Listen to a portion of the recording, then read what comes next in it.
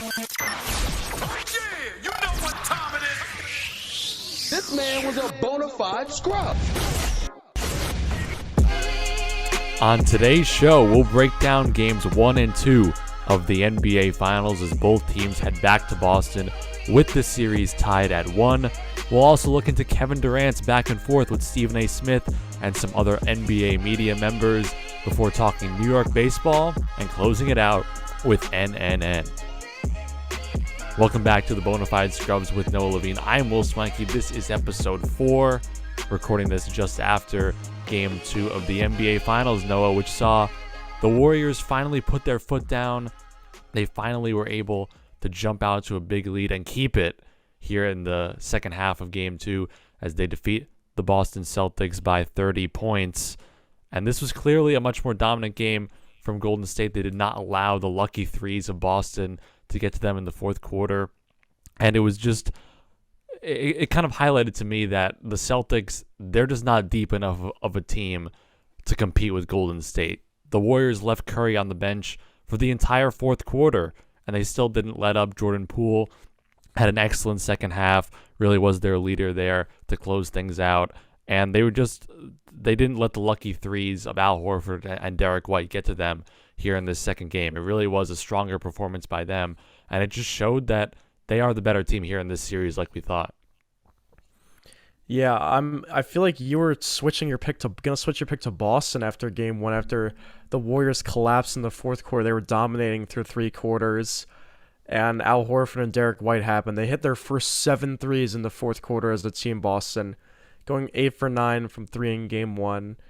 I mean, we're not going to see that again, okay? Obviously, regression is going to happen. You're not going to hit 7 straight open threes.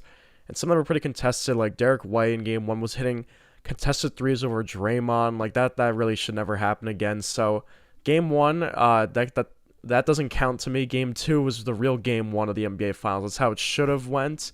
And the Warriors should have blown them out in game 1, and they did blow them out in game 2 pretty easily. And Curry, I mean, he did score 29 in game 2, Will, but the rest of the team, I mean, played decently. I mean, Clay wasn't good. Wiggins only at 11, but their offense wasn't amazing, but they stepped up their defense clearly. They allowed Boston to have 120 in game 1. Only 88 points, and everyone was pretty pedestrian. Tatum had 28. Besides him, everyone was just a bunch of guys. Marcus Smart, who I said was going to be my X factor, had 2 points in game 2 and shot 6 shots. Horford had 2 and Time Lord had 2. So 3 of the 5 Boston starters will combine for 6 points, and that's just not going to cut it against the Golden State team that we saw at the end of the third quarter. You know, Curry made back-to-back deep threes. Poole hit 2 deep threes. He got going. You just can't overcome that if you're just getting 2-pointers or barely getting points on the board against such an elite shooting team. Yeah, I saw people when you did your top 10 players of the finals, they were demanding to see Robert Williams on that list.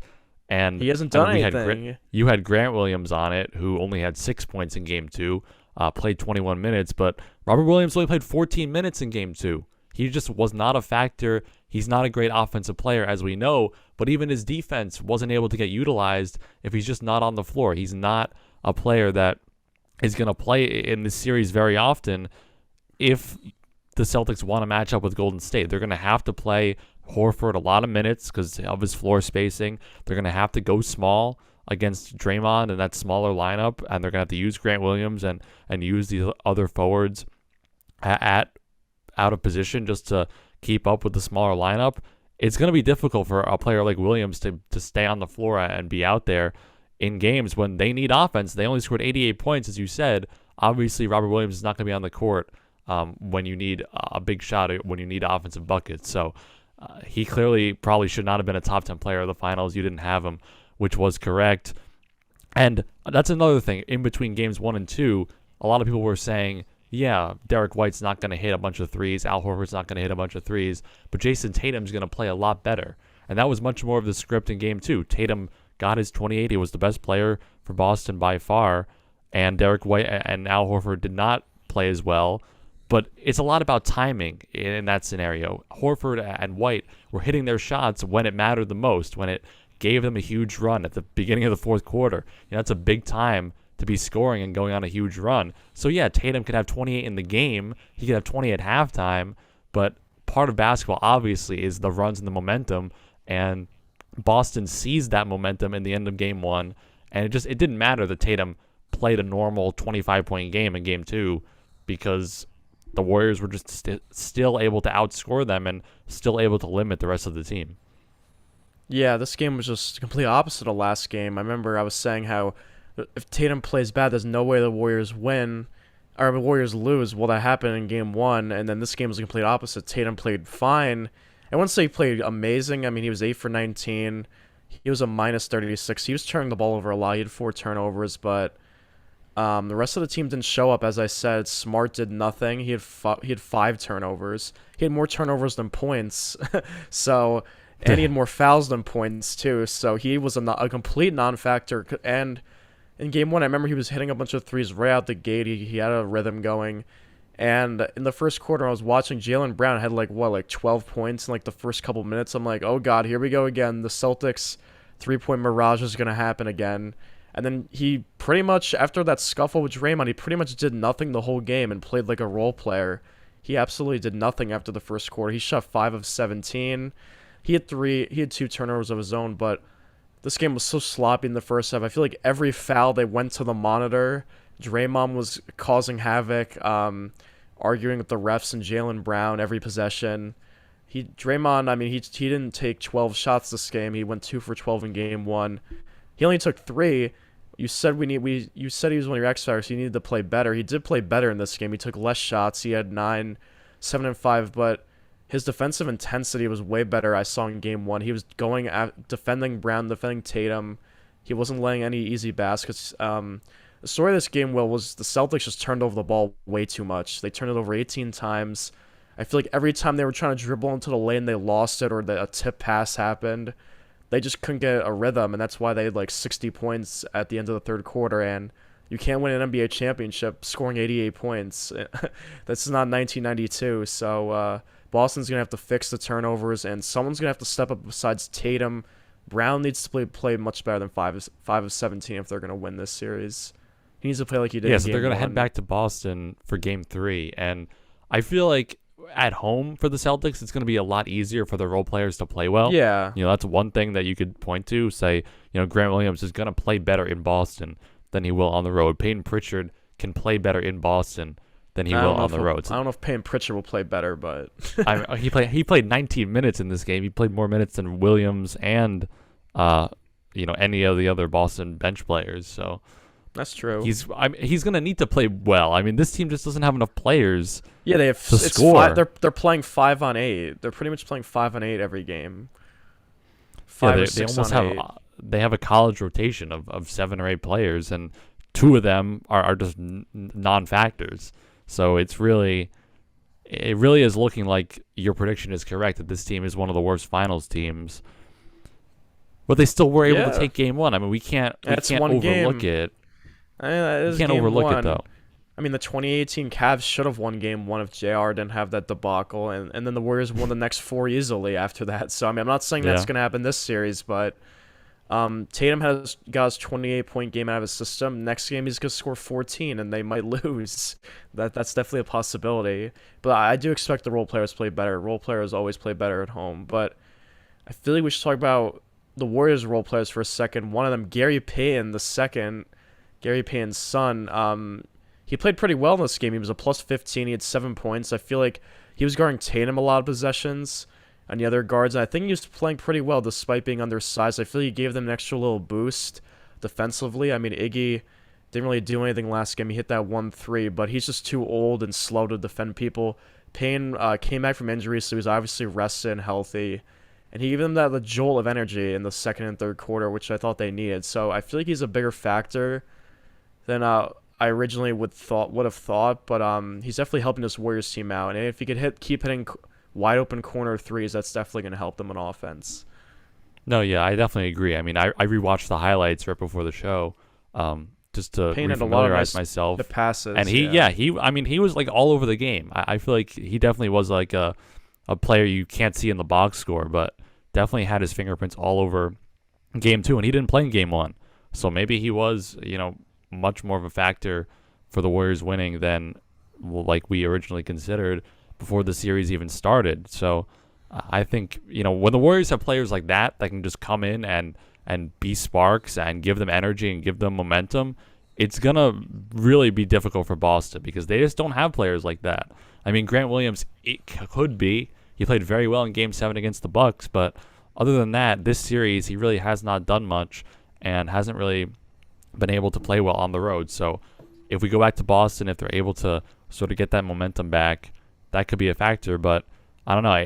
It's not looking good in terms of the depth for Boston versus the Warriors. The Warriors are just clearly a deeper team and a better team. They already have the best player in the series. So they just seem like a more complete team at this point for the rest of the finals, I think. Yeah, and Bielitsa even came off the bench. He didn't really play in Game 1. He had 6 points and 5 boards in 11 minutes. I mean, he gave them some extra spacing because he's a bit like a big guy that can shoot threes, sort of like an Al Horford type player.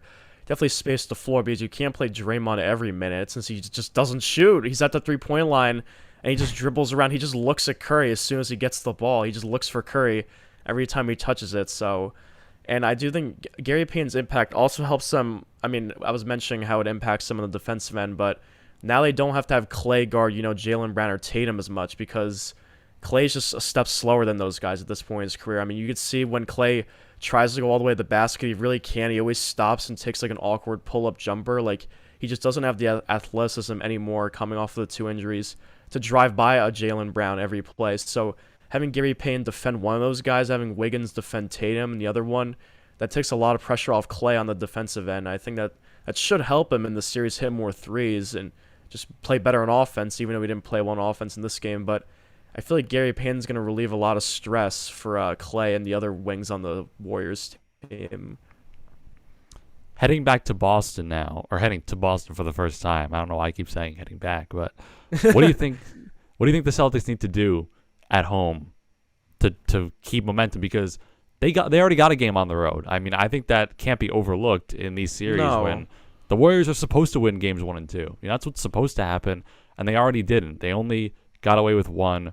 The series is tied now, so Boston technically has the advantage now, or they get home court back from the Warriors, even though they obviously start the series without it.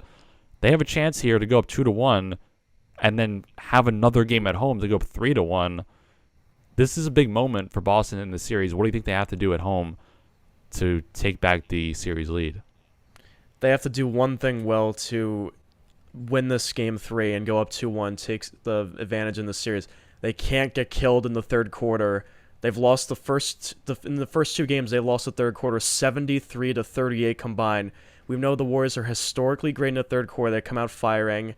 And this game, they pretty much ended the game. It was 35-14, a 3-touchdown win for the Warriors in the third quarter.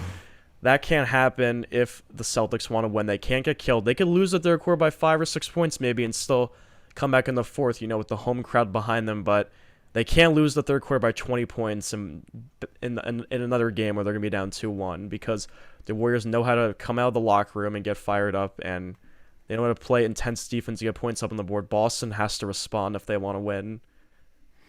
Yeah, and that's what happened in Game 1 too, right? I mean, it was a close game at halftime, just like Game 2.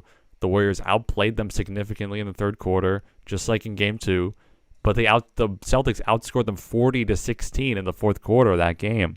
And it was just, we know that it was, whether you want to call it luck or not, it was the shots from Horford and Derek White that kept them in the game and ultimately led to a win there in that fourth quarter. So it is possible. They have done it before. They've gotten demolished in the third quarter and been able to rebound there at the end. But in Game 2, they weren't able to do it. And that was the reason why they lost. And the Warriors, like I said before, were able to sit Curry the whole fourth. He only played 32 minutes in this game. I didn't think Curry was going to be able to play less than 40 minutes in this series for them to win. And they won convincingly without him. Yeah. So it clearly shows that it can go either way. But at home, like you said, it's an opportunity for them to have that momentum down the stretch and to keep it. And even if they get outscored in the third quarter, they do have a chance to still win the game there in the fourth. Yeah, the Warriors won the third quarter in Game 1, 38-24. Then the Celtics won the fourth, 40-16. that was just an anomaly that quarter. I don't think we're going to see a quarter like that again. Seeing 7 straight threes. But Boston, who do you think is going to, if the Celtics are going to win game 3, Will, who do you think would be the unsung hero? Because there's always some role player that goes off. I know we had the Derek White game already, maybe the Horford. Is it going to be Payne Pritchard? Is Marcus Smart going to have a good game? Who do you think is sort of going to be the unsung hero if the Celtics are going to win game 3? Is it Grant?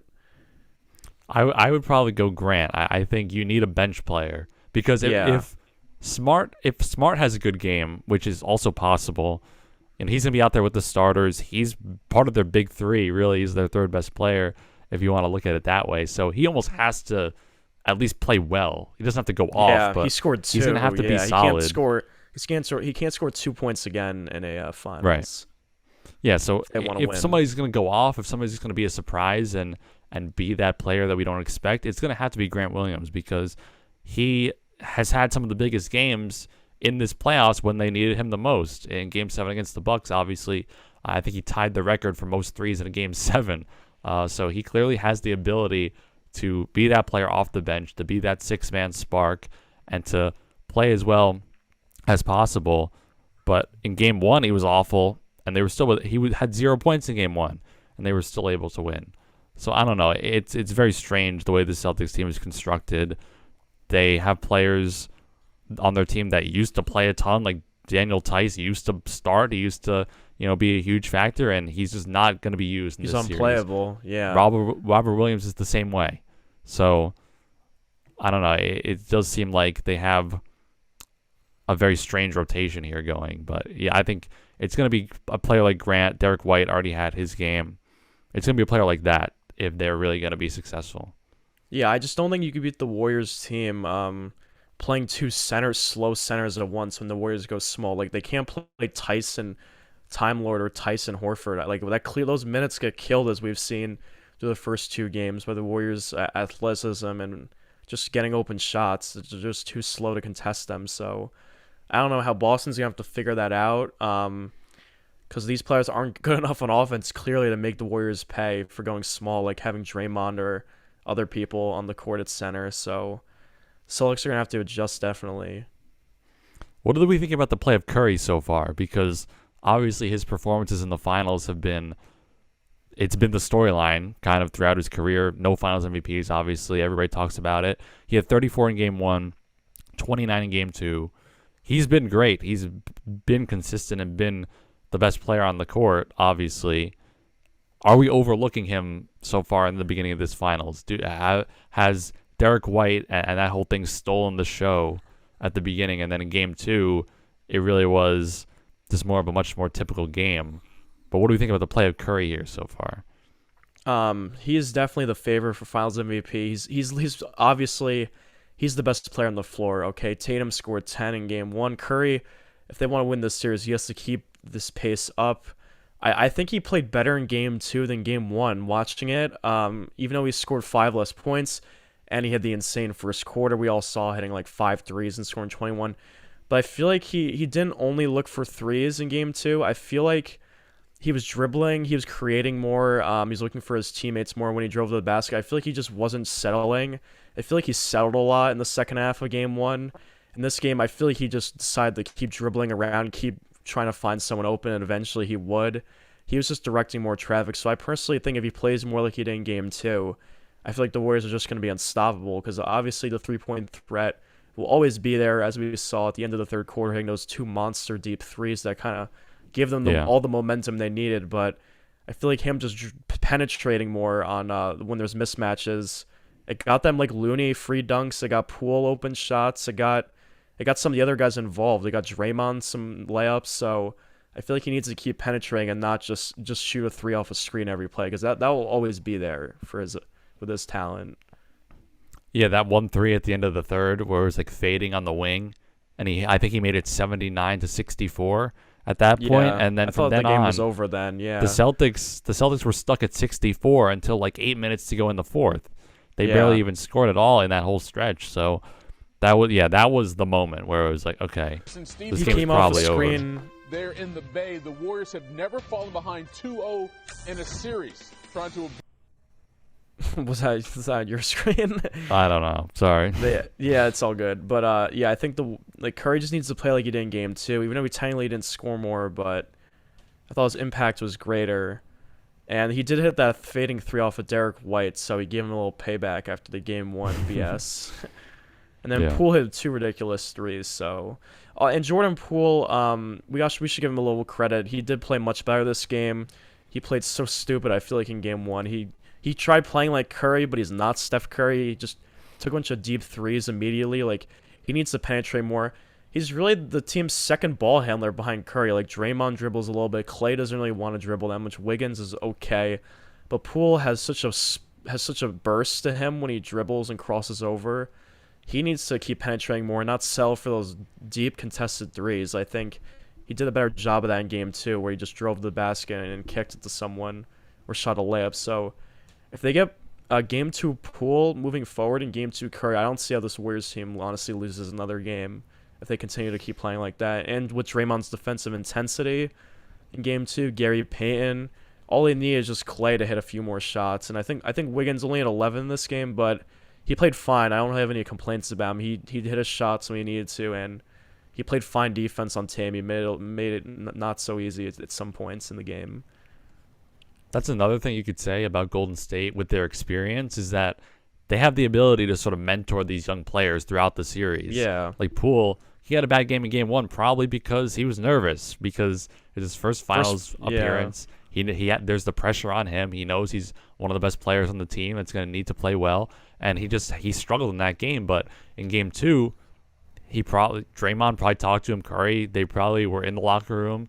There's that ability there to sort of shape their games as the series goes on, and get them that experience and give them those teaching moments that the Celtics they're not going to have, and they're going to have to learn on the fly without that leadership and without the players with the finals experience. So that's, I guess, another advantage you could look to for Golden State, where they're the top of their team with Curry and Draymond, and their leaders are going to be able to help out these young players as the series goes on. Yeah, this is Wiggins' first finals appearance too. And Poole, like, he just got outplayed by Derek White in game 1. Like, he can't that can't happen if they're going to win the series. Like, the Celtics don't really have any good bench players, and the Warriors have the clear advantage in talent with Poole on the bench. So Poole just has to do his thing, play smart. He can't take dumb threes. He can't, especially on the road, because they're not going to have not going to get more calls. Everything's going to be against the Warriors when they move to Boston. So he just has to play with his head up and just take the smart shots and make the smart plays if they're going to win game 3 in Boston. I saw people talking about the refs in this game, how the NBA couldn't let their Warriors go down 0-2 without the refs playing, but they won by 30 points. So I don't really see how that's a thing. Yeah, in the first half, I feel like the Warriors did get some calls, but I don't know. They were missing a ton of layups. The Warriors are really making me mad watching them in the first half, because they missed like 7 point-blank layups. And they did get some generous calls. The Gary Payton missed dunk attempt was definitely not a foul. He didn't even get touched by Jaylen Brown, if you remember seeing that in the first quarter when he came in.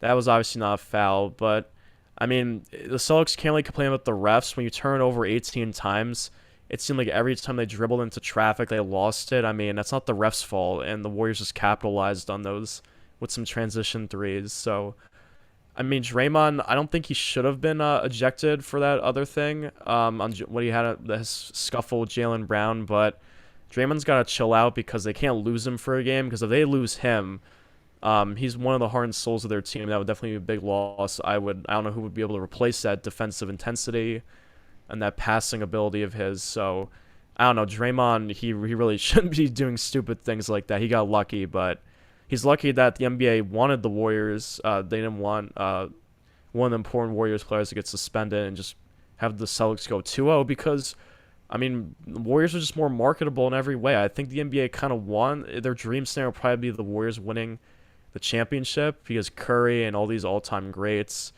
and Curry's just one of the most famous players in the world. So, but I don't think the refs had a crazy factor. The Celtics just played bad in the third quarter, and they just shot themselves in the foot.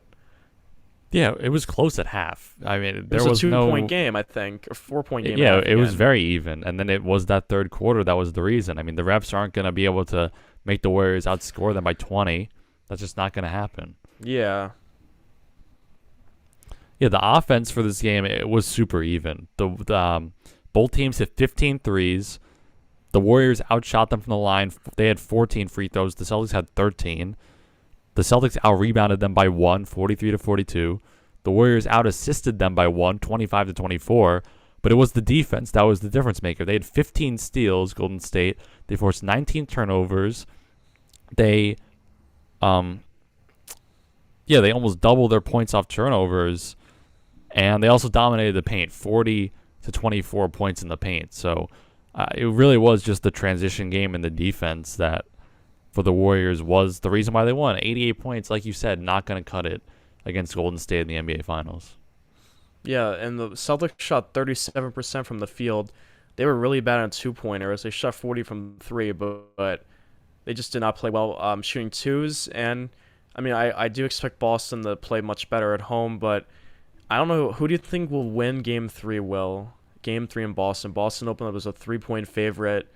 It shifts to Boston. They've been a better road team, though, this entire playoffs. Do you think they lay an egg, or do you think they get their act together and Smart and some of the role players play better and they beat Golden State?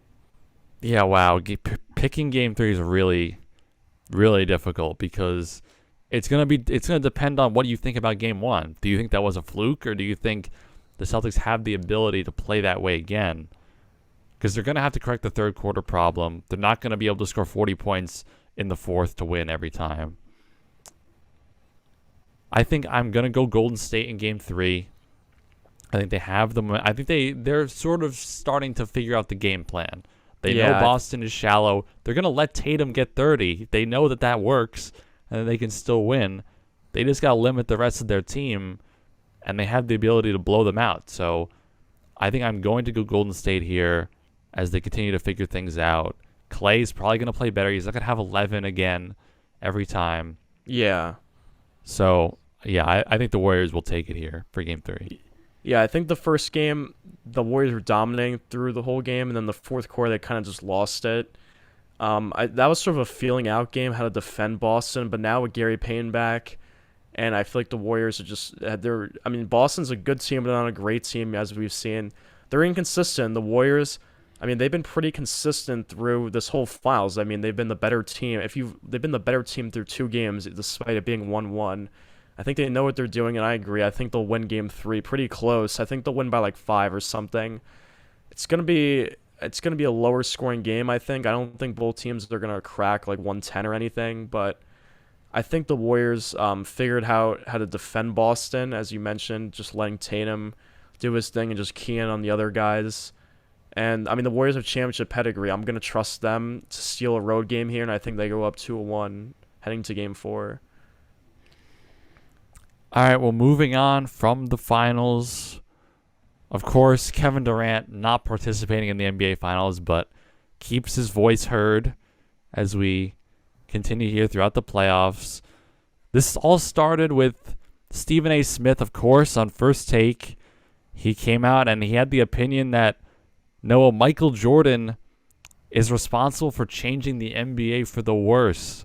He says that the individual nature and the star power of Michael Jordan forced the NBA to market players individually, and that ultimately made the NBA worse, which, just starting with that before we keep going into anything else, to me that is insane, and that is very stupid, because the star power and the individual marketability of NBA players is, to me, what makes the NBA different from all the other American major sports. Yeah. Their stars and their players and their individual marketing is what, it's really what has made the NBA successful over the past few years, because we know that football is king. The NBA, I don't know what numbers the NBA Finals are getting, probably 10 to 15 million. Monday Night Football could double that on a random week. So football is always going to dominate the viewership. But what makes the NBA special is its athletes are by far, they're the most followed on social media. They're the most outspoken. We see Draymond, he's doing a podcast in the middle of a playoff run, in the middle of the finals, making media appearances. The players are by far the most outspoken. So to me, that's only good for the NBA. It only benefits them. It only separates them from the rest of the major sports. So, that's a one thing from Stephen A. But then Kevin Durant responds to that, and he says that guys like Stephen A., like Skip, like Shannon, they have made the media game worse, and that they have damaged media from a hot take perspective. So, Noah, what do you think about that? Do you think that people like Stephen A. and Skip have hurt the media in any way? I think they've hurt the media with just... these shows are kind of ruined, these debate shows at this point. Just crazy hot takes flying out there every day. They definitely have ruined the media, but going back to Stephen A's original comment, now NBA player or NBA fans idolize players instead of teams. It's not like football or another sport. Which can get annoying, I will say. It can get annoying. It does have a toll on it. The Bron sexuals, yeah, the KD bandwagoners, the Curry bandwagoners. Sorry. But it's all good. But I'm a Knicks fan, but I like watching Curry and all these other great players play. I want their jersey. It's good for marketing, definitely for the NBA, because who cares about the Thunder as a franchise? You want Kevin Durant Thunder jersey. Yeah. So it definitely sells extra money, and having the players be the face is probably the best thing to happen to any sports league, because they're the players. They're the one creating all the attention. They're the one playing the game. They should get rewarded, honestly, and the fans do reward him. So MJ, it was all about teams until MJ came in, then became all individual, and I kind of like it. Not every league is like that. Like hockey and football are kind of the team-based. The players don't have as much power. They don't shift teams as much. It's all about the coaches are sometimes the stars of the NFL teams and stuff. So just completely different philosophy. But I don't think it hurt the NBA in any way. No, I agree with you completely. Do you see leagues today, like baseball especially, they want the marketability of their stars. They want the individuals. But they don't know what they're doing. Be the face of their franchise, and they don't know what they're doing exactly. And basketball, I'll just to look at the sports to compare them.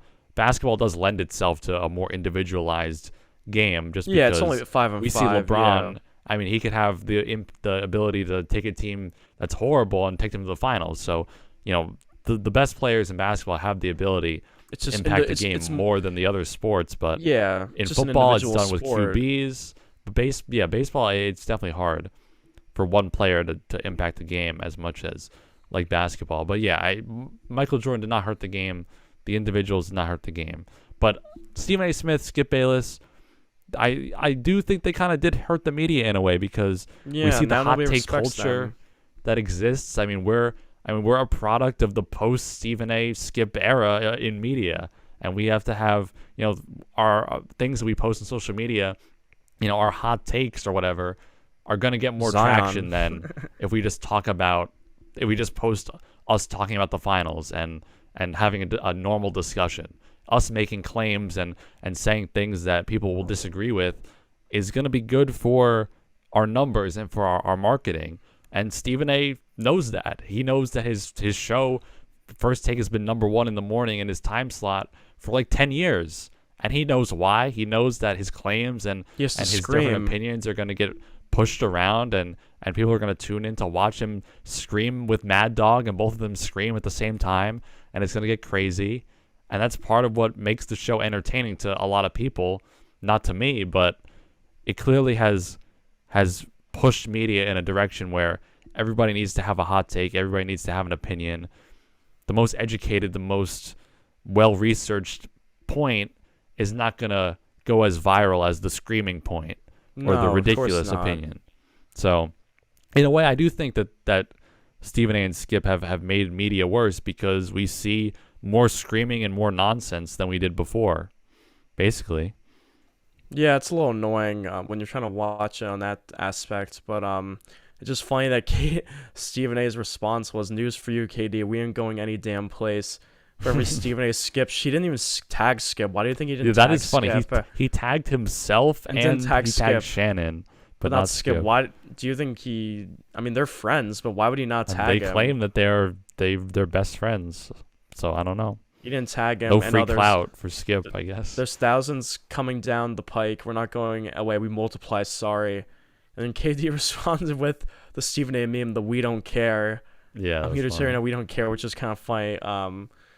KD, it's funny. KD and LeBron have just been talking on Twitter every day during the playoffs.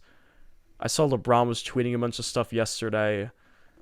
They're sad. They're sad they're not playing in the finals. Both their teams got swept in the first round or didn't even make the playoffs. So they have to feel like they have to go at. They feel like they have to go at media people, and it's kind of funny. I mean, that's just what the NBA is, the individualized thing we were talking about. But I don't know. It's just annoying when KD just goes at people all day. He really should care about other stuff. Yeah, it is. It's funny watching them, two players that have made the playoffs pretty much for the past 10 years now, not even close to being in the finals. All right, we've basically only been talking about basketball on this show, but it's time to dive into our other fandoms and baseball. I mean, I'm wearing a Mets shirt right now, as you can see. Well, we're going to talk about the Mets and Yankees and sort of the MLB as a whole really quickly. Because the Mets and Yankees, I'm kind of surprised they're both the top two teams. I would have never expected that. Personally, I thought the Yankees would finish fourth in the AL East. I was dead wrong there. Big L. Just like we were wrong on Boston not making the playoffs, and now they're playing in the finals. But anyways, the Mets, I thought they would finish probably second in the division to Atlanta. I was just hoping for a wild card spot. But they're 37-19. They came firing out of the gates. DeGrom and Scherzer went down, and they're still pushing through. Still have like an 8.5 game lead over the Atlanta Braves, which is the largest division lead in baseball. And the Yankees, the Rays and Blue Jays are behind them by like 5 games. So it has been an exciting season. I mean, why do you think? Let's start with the Yankees first. Well, how are they so good? Is it their pitching? Their pitching has been good this year, and Judge has been insane. I mean, you didn't like some of their offseason moves. They never really added a new pitcher. I know they got Severino back, but they traded Gary. I mean, he was he had a love-hate relationship with Yankee fans, but you did not want him gone. And the bottom of the lineup doesn't look too enticing, but the Yankees just keep finding ways to win. How do they do it?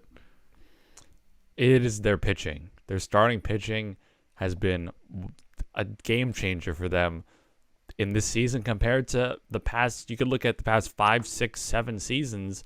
It has never been this good. They didn't add a new pitcher in the offseason, but they basically did because Nestor Cortez might start the All-Star game. He is one of the Which is lowest crazy. ERAs I can't believe in the that's an American actual League. sentence. I can't believe that's a sentence being said. Yeah, he has been just unimaginably good throughout the first half of this year so far.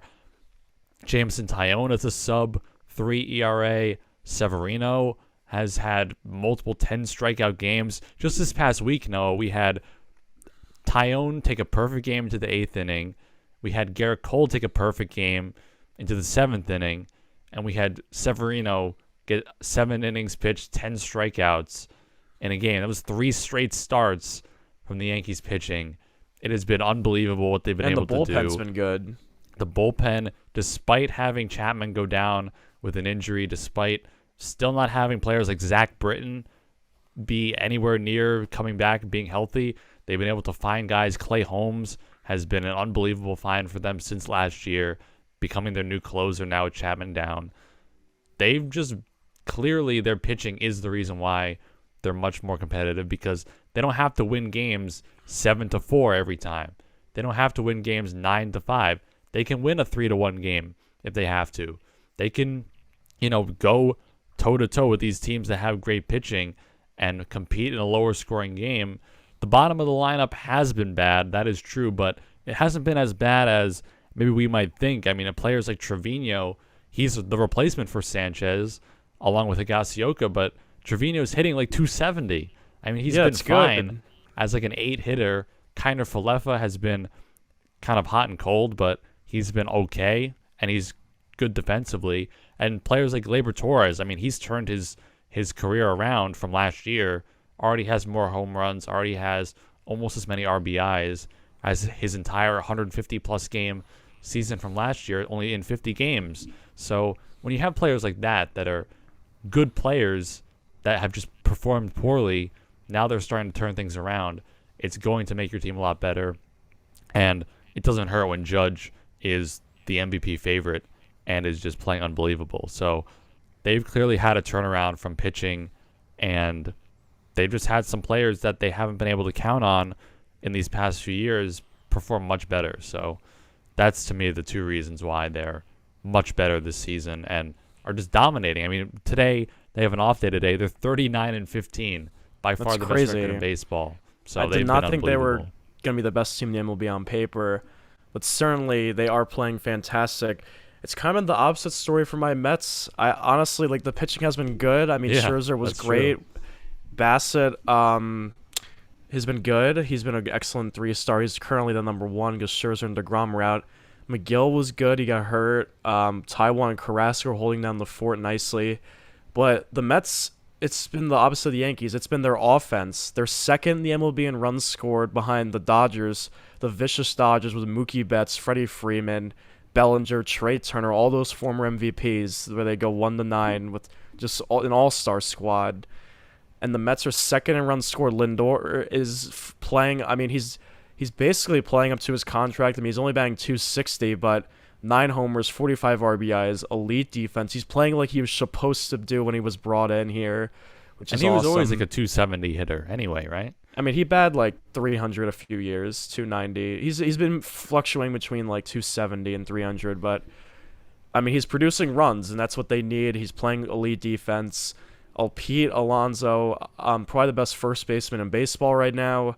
MVP Pete leads the whole MLB in RBIs, 16 home runs, and he's been adding to his game. He hasn't been striking out as much. He's batting .283, but he's been mostly a career .260 hitter. So if he hovers around .280, he's been more disciplined at the plate. That is great news for the Mets.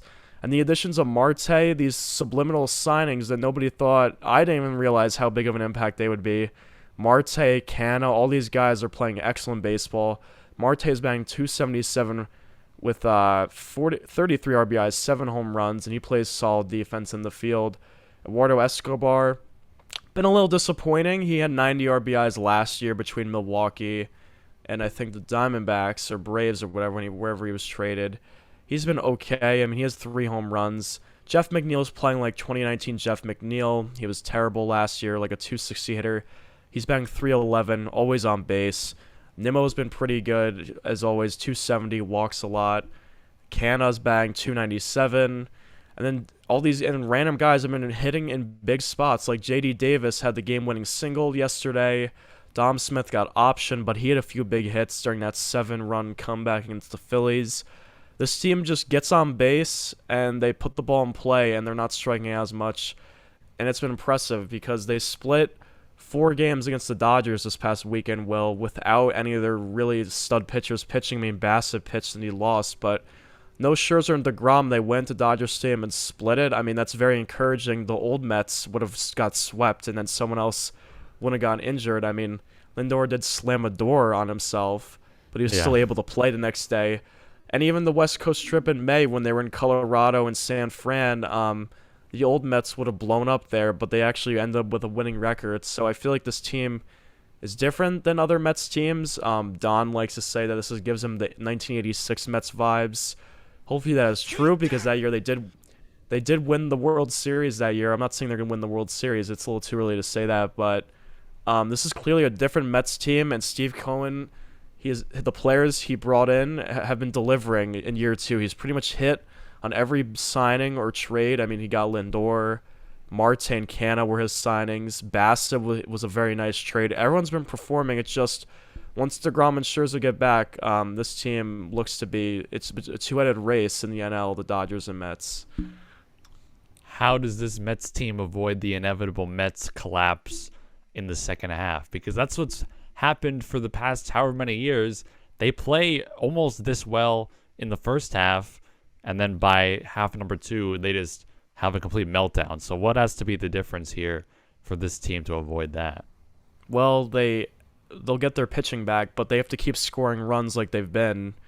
They can't score 2-3 runs a game and expect to win. Their pitching's good, but Taijuan Walker and Carrasco aren't going to give up less than 3 runs every game like they've been in the first half. The offense has to keep producing, to keep putting the ball in play, and they should be fine. Marte, Lindor, these guys got to keep added, and they should be. Luckily for them, they have an 8.5 game lead.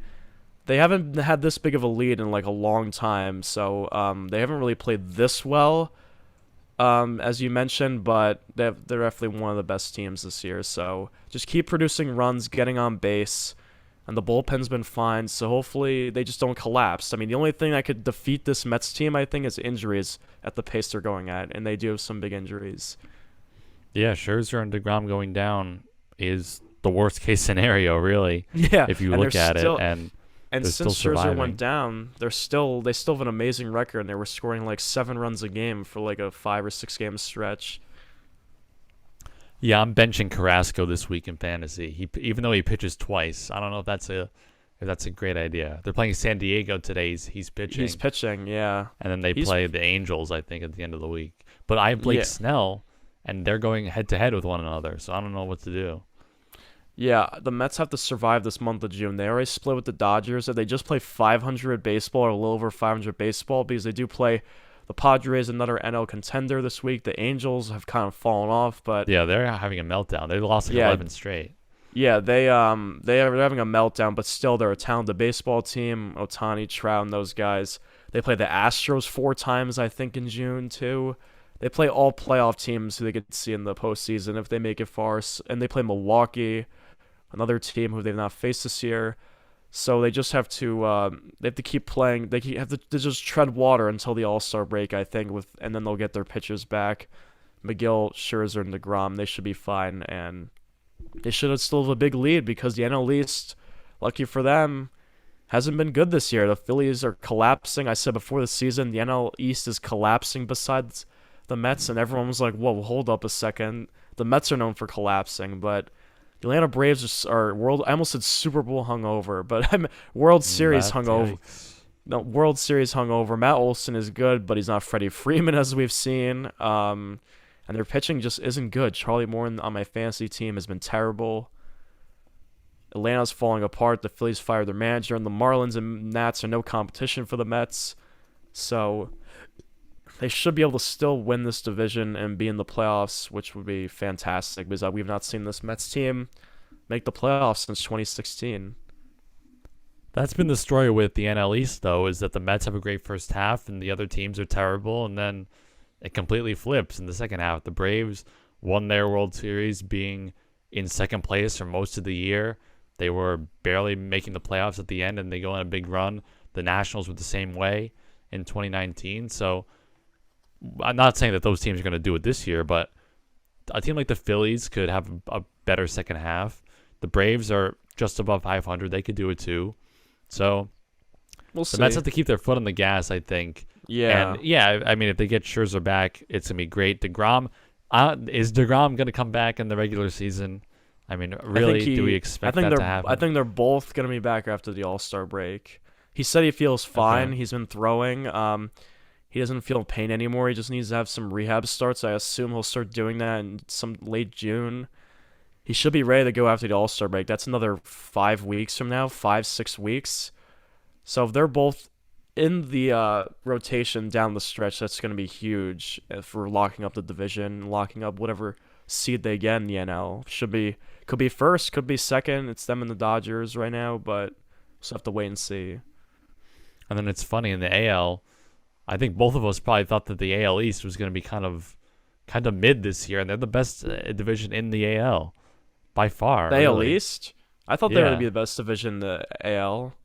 Really? The AL Central is garbage.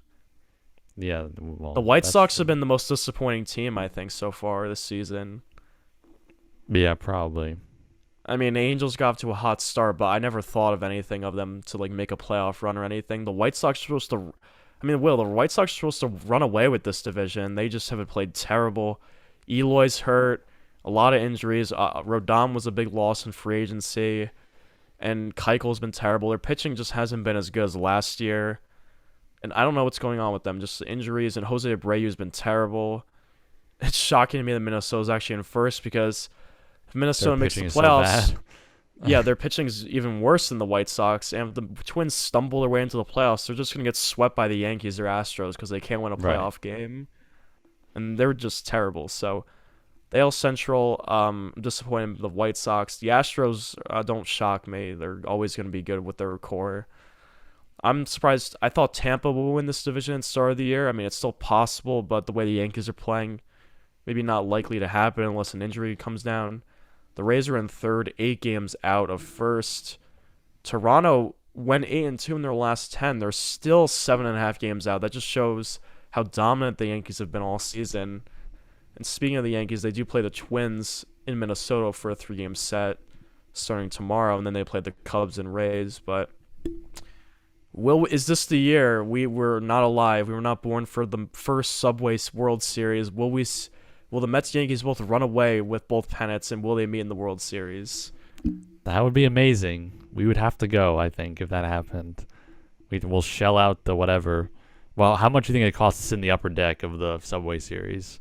Like $500? For the regular season or World Series? No, World Series. Maybe like 800 or more. Really? For the upper deck? My dad went to the Mets upper deck game 5 against the Royals, it was 700. And that was the Royals. If this is the Subway Series, it might be 1,000. Yeah, it might be 1,000. I think those tickets, that might be the hottest ticket of the year. Yeah. I mean, this is good for New York sports, sports, though. Yeah, we can only hope. The only thing standing in the Mets-Yankees' way is their rivals over the years. I mean, the Dodgers really haven't been a rival to the Mets the past couple years. They've just been a much better team, but cooking them. Throughout history, there's been some good playoff series, and then the Astros have become the Yankees' rival in the AL the Rays for a little bit. Yeah, so those teams do stand in the way. Weird things can happen. We saw Atlanta with 88 wins win the World Series last year out of nowhere, beat that Dodgers team. The Dodgers are vulnerable, as we've seen. So we'll all right, do you want to do NNN? Both teams just have to stay put. Yeah, let's move on to NNN here, and I got some. I mean, prepared for Friday's news a little different. I had to change some things, but the No News Network. I aspire to be the best journalist in America. We're gonna talk world culture, and the first thing on the culture is a sports topic actually. Rafael Nadal won his 14th straight French Open. The most Grand Slams of all time now. He has 3 losses in his entire French Open career. It's like 108-3. How is that even possible? Why is he so good on clay? Is there science behind this or something? I don't know. Tennis. It's just been a 3-man sport. Men's tennis has been a 3-man sport for however many years. It's still fun to watch, years. even though it's a 3-man sport. Isn't that kind of? I don't know. Isn't that kind of depressing for the other tennis players, knowing they don't have a chance to win a Grand Slam if the other 3 enter the tournament?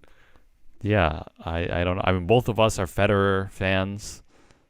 Above my the other grandpa's two, a Nadal fan. Yeah, he's just so good on the clay, and he actually won against a 23-year-old. And Nadal had a foot injection before the game. His foot fell. He won the French Open with his foot asleep. That seems really hard to do because you have to move side to side and move at all times. And he still won, so shame on the 23-year-old for not being able to beat him with a foot asleep. I've played a basketball game with a foot asleep. It is not fun. I can't imagine playing in a tennis Grand Slam final doing that. And he's injured. Nadal, it didn't really help him, the foot injection, he said. And then next week, or whenever Wimbledon rolls around, I think that's early July, he might be out. There's a chance he might be out for that, but he's going to try some new methods, he said, to make sure his foot doesn't fall asleep. Federer dominates Wimbledon, doesn't he? Isn't that his? I think so. I'll look it up. Who is? Actually, I don't even think Djokovic was in the French Open this year. Or no, maybe Nadal beat him in round 1. But who's the most Wimbledon wins?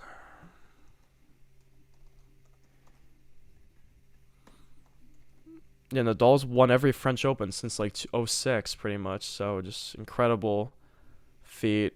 Federer has 8. Yeah, he has the most Grand Slam Wimbledons. Federer's been out for a while with a knee injury, so if Federer and Nadal meet, it'd be pretty cool. But we might not even have Nadal, a big draw to the tennis fans, because if the foot injury is worse than it seems like. Yeah, those guys don't play. I don't know what's going to happen when they retire. They're going to need... It's like someone Messi else. and freaking Ronaldo in soccer. Yeah, and speaking of the French Open, another story in NNN, a protester tied herself to the net during the semifinals Yeah, I'm not really these sure things have how. been happening. I don't know. I don't get it. The match was delayed 13 minutes. She wore the shirt that said, "We have 1,028 days left." I was trying to find out what she means by this, and I couldn't find anything. I have no idea what this means.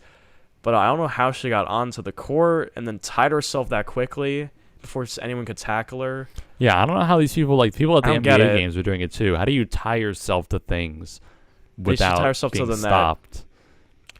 I don't know what the 1,028 days means. I'm gonna look that up. It's probably like a some- global warming thing, if I had to guess. Oh, was a reference to the UN report on climate change. Yeah, there we go. Okay, so that makes sense. Just another crazy people story. Another interesting story I saw. A traveler flew to North Carolina with 23 pounds of cocaine hidden in his wheelchair. So I guess if you want to get away with drugs on a plane, make sure you're in a wheelchair. And guess how much 23 pounds of cocaine is worth? $150,000. It's $378,000 he had in his wheelchair. Absolutely crazy. They didn't even there was 4 packages that ended up being 23 pounds, and it took them a while to figure it out. I mean, they say Where do you put it in a wheelchair? Like, what kind of wheelchair was it? I don't know. I guess there's some package on his wheelchair. I don't really know. I'm assuming he got onto the plane with the packages like on his wheelchair, or no, they don't let you go on. I mean, yeah, I guess you do have travel bags, but that doesn't really make sense.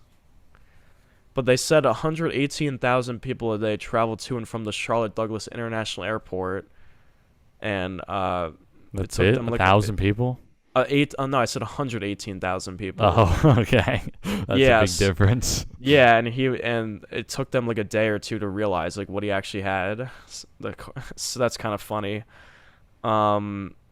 I would not risk ever having cocaine or any drugs on a plane. Well, yeah, 23 pounds. We're not drug dealers. Yeah, 23 pounds. That's a lot. 378,000. I mean, what if that gets lost or like stolen by someone? You just lost 380K. Well, or what if he gets caught by the police, which or happened? the authorities? That too. Yeah, just craziness. And another story that was from June 1st, sort of last week. Did you see the Obi-Wan, or not Obi-Wan, the actor Ian McGregor responded to, there was racist remarks had on Moses Ingram, the actor who's playing the Black Sith Lord. Yeah, I did In watch Obi-Wan, did you see Ewan's that video? Yeah. Yeah, this article just talks about it. He says you're not a Star Wars fan if you do that.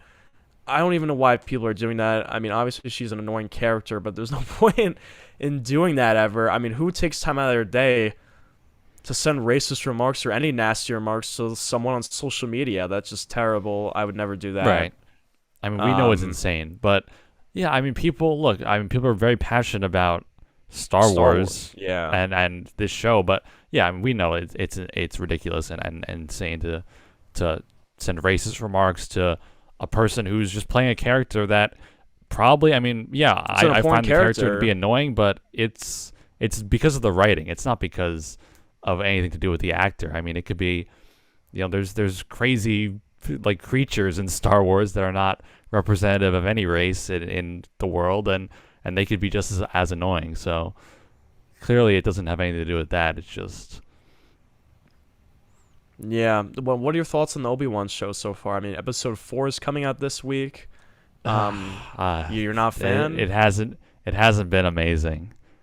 For what it could be. Well, it should be much better. There is 3 more episodes. I think they're making 6 Yeah, total, that's it, right? though. I mean, the Maybe first a second half season has in been the future. subpar. I mean, the first season of Mandalorian was all right, but the second season made up for it. The second season was way better, in my opinion. No, both the seasons were very good of Mandalorian. Yeah, I thought the second season was way better, though. It definitely was slow in the beginning, Mandalorian, but I mean, hopefully we get to see more fights, more Obi-Wan not acting like an old man, because he's not an old man until New Hope. So he needs to use the Force more and use his lightsaber more. Hopefully we get to see that. And then the final thing on NNN here, your favorite animal, actually, a rare albino tortoise was born at a Swiss zoo looks pretty funny. It's an all-white turtle. I didn't even Okay. think Shout an out. all-white turtle was born, and this video is just talking about it. Should we play some Did you of it? see All right. another funny turtle thing was the turtle that's like 200 years old that lived through like the Civil War and like every war. Yeah. Did you see that? Yeah. He's like the oldest creature on Earth. Yeah. Yeah, this is the first time an 190-year-old albino Jonathan, tortoise. Yeah. the world's oldest tortoise. His name is Jonathan. I wonder if Who he was, named I wonder if him he was that? named 200 years ago, or people just Maybe he didn't know wa- his name. Maybe, but this is kind of funny. Like they're comparing the albino turtle to the other one. It's just like it looks like a marshmallow, like that kind of color. It's so white compared to a black tortoise. I don't know how that happened, but maybe they'll name this one James, and he'll live 200 years too, or something. The first albino tortoise to live 200 years. Yeah, they have all kinds of photos of Jonathan, of him like with a bunch of people. They're dressed in like traditional 1900s clothes, and it just says Yeah. a picture with Jonathan by the time he was 50, and and he's just standing in front of people wearing like suits and hats. That's funny. It actually says at the end of this video, only 1 in 100,000 turtles are estimated to be albinos. So it's just a very rare occurrence. And this zoo, it was born at this zoo, and they got a video of it and took pictures of it. So pretty funny. Congratulations. And that's all for NNN. We'll go back on. We'll go into the world's top stories back on Friday. I missed the intro. The intro makes it feel separate from the rest of the show. Yeah, that's true. I mean, maybe I'll have to make my own intro or something. Yeah, do it. All right, that's going to do it for episode 4 of the Bona Fide Scrubs. Game 3 of the NBA Finals will be on Wednesday. So we'll be back hopefully on Thursday or Friday to talk Game 3. Game 3.